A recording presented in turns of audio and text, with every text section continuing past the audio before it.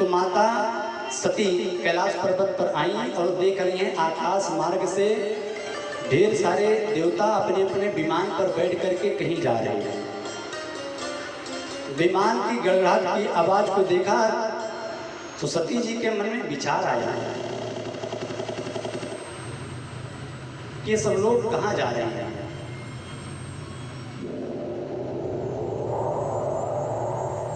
लेकिन आज सती जी को हिम्मत नहीं हुई कि भगवान शंभु के समीप में जाकर के पूछ लें कि भगवान ये सब लोग कहाँ जा रहे हैं।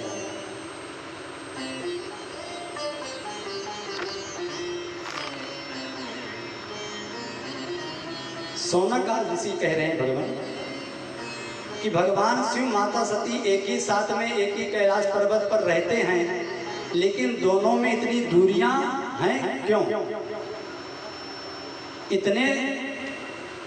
इतना मनोमलिन कि माँ की हिम्मत नहीं हुई सती जी की भगवान शिव जी से पूछ लें कि सब कहाँ जा रहे हैं। इसका कारण क्या है? दोनों में इतना द्वेष क्यों, इतनी दूरी क्यों? शंकर जी अलग बनावे खावे, माता सती जी अलग बनावे खावे, मैं उनसे ना ही बोले उनसे ना ही बोले। तो भगवान ऐसा क्यों? सूत जी कह रहे हैं एक समय की बात है, एक समय की बात है कि जब रामावतार त्रेता युग में प्रयागराज की धरित्री पर 15 दिवस राम कथा का आयोजन चल रहा था। हर एक बार त्रेता युग माही, एक बार त्रेता युग माही, शंभु गए तुम बजरी सिपाही, शंभु गए तुम बजरी सिपाही। त्रेता युग का समय रामावतार प्रयागराज की पावन पवित्र धरित्री पर 15 दिवस राम कथा का आयोजन चल रहा था। तो भगवान शिव माता सती को लेकर के प्रयागराज की धरित्री की तरफ यात्रा प्रारंभ की।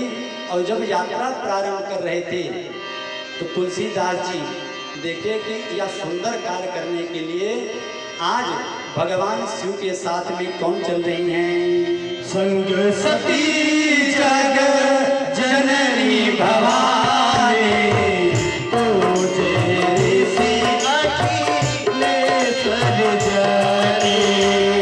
संग सती जननी भवानी, पूजे ऋषि अखिलेश्वर जानी। आज जब तुलसीदास जी देखें कि राम जी की कथा श्रवण करने के लिए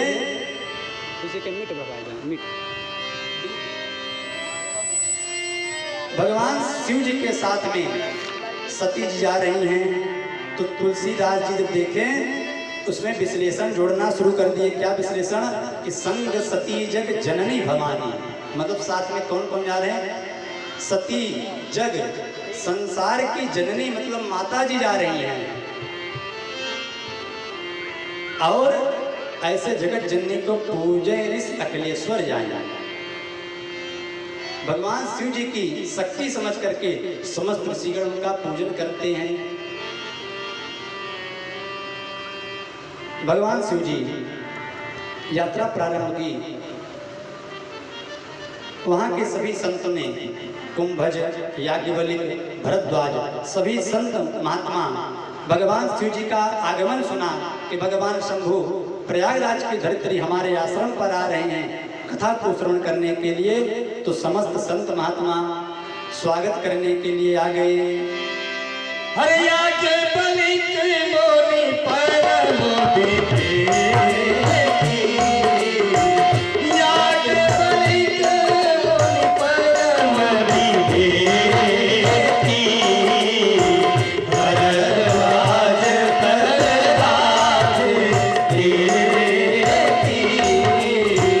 भगवान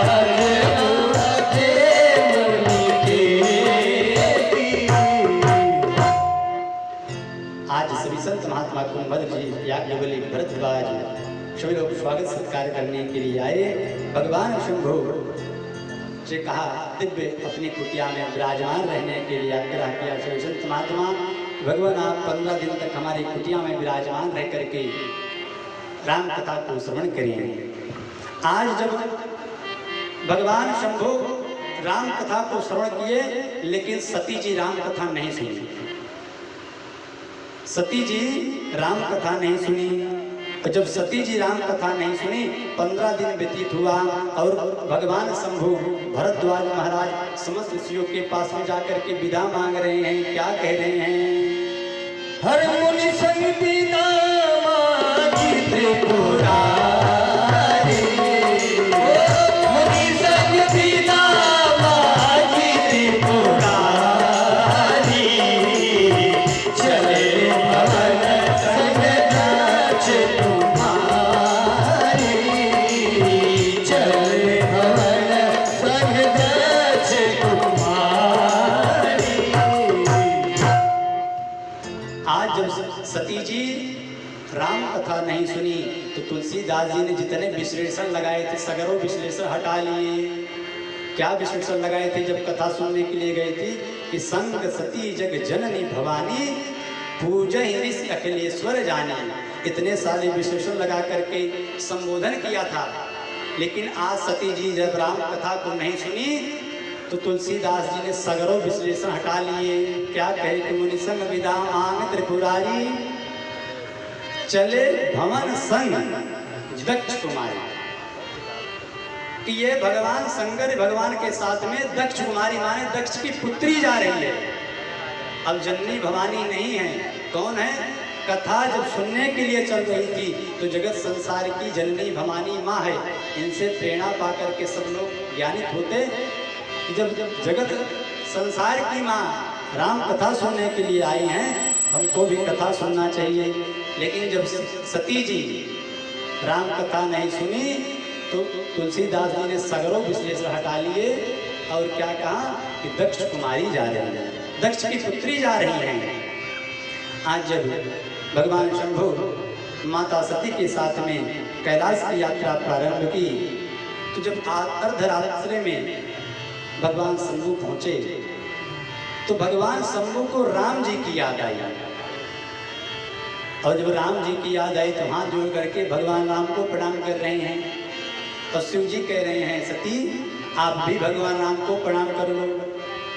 सती जी कह रहे हैं आप जहाँ देखो वहीं, लगता है आपको भांग वांग का गोला तो नहीं चढ़ गया है, जहाँ देखो वहीं राम राम, वहीं राम जी, वहीं राम जी। रास्तों में आप बताओ यहाँ कौन से राम जी हैं, किसको प्रणाम कर रहे हैं? जब देखो वहीं खड़े हो जाओ, जब देखो वहीं खड़े हो जाओ। लगता है 2-4 भांग का गोला ज्यादा चढ़ गया क्या? कुछ और आगे बढ़े।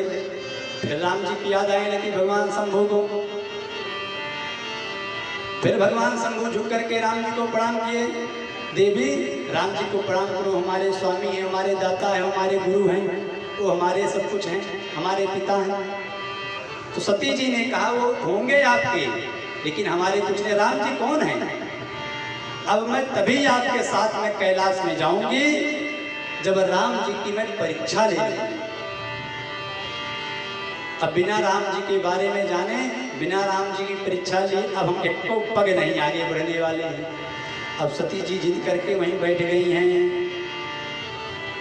तो शिव जी बोले हैं कि जो तुम्हारे हर जो तुम्हारे मन अति संदेह हो, जो तुम्हारे मन अति संदेह हो, तब किन जाए परीक्षा रे हो, तब किन जाए परीक्षा रे हो, जो तुम्हारे मन अति संदेह हो, जो तुम्हारे मन अति संदेह हो। हे देवी अगर यही बात है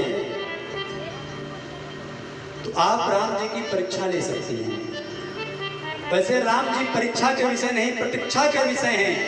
अगर राम जी के बारे में जानना है, राम जी के विषय में जानना है तो हे देवी प्रतीक्षा करना सीखो।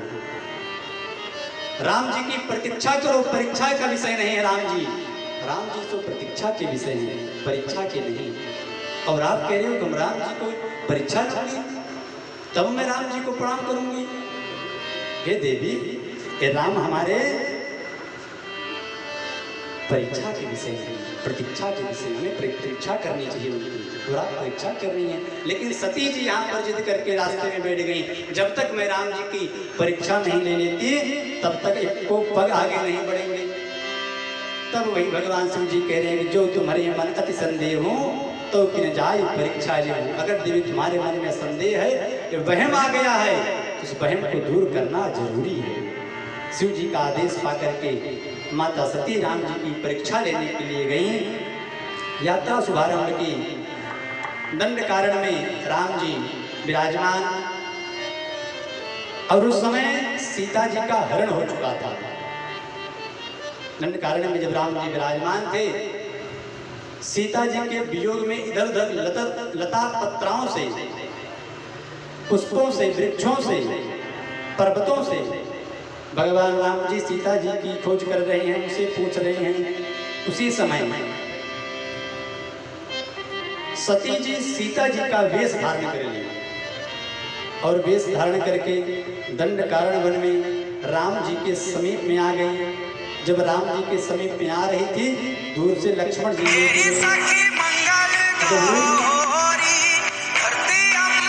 से लक्ष्मण जी देखे